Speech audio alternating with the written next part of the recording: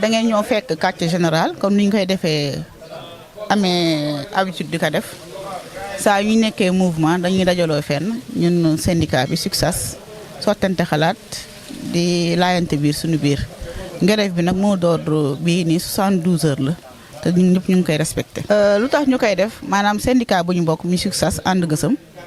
dañoo tëraloon suñu plan d'action bi mooy suñu 4e plan d'action ñu ko tëral kon grève bi nekkul na tey lañ ko commencé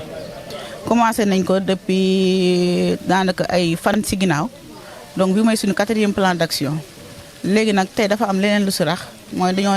décréter journée sans sage-femme te journée sans sage-femme boobu lu ko waral dafa am maanaam c'est au niveau national loo xam ne ku nekk xam nañ ne temps yi ci réseaux sociaux yi ak actualité Sénégal maanaam mbirum sage-femme yi la ak mbirum hôpitaux yi maanaam surtout le cas bi nga xam ne moo xewoon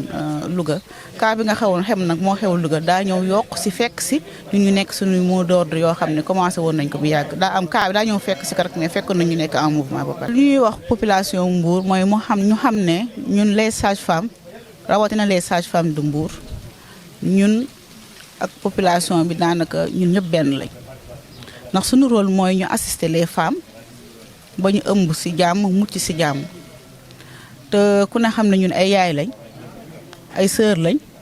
ay femmes au foyer lañ te it ku nekk bu sañoon képp ku nga tiim di ko faj rek day mucc ci jàmm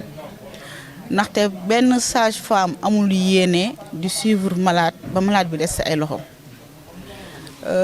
yàlla nag moo yor ay ndogalam ba tax na affaire bi nga xam ne xew na ñu ngi koy naqarlu bu baax da ko métti lu sage-femme yëpp ñoo am lu leen métti di wax ne waa population de Mbour ne li xew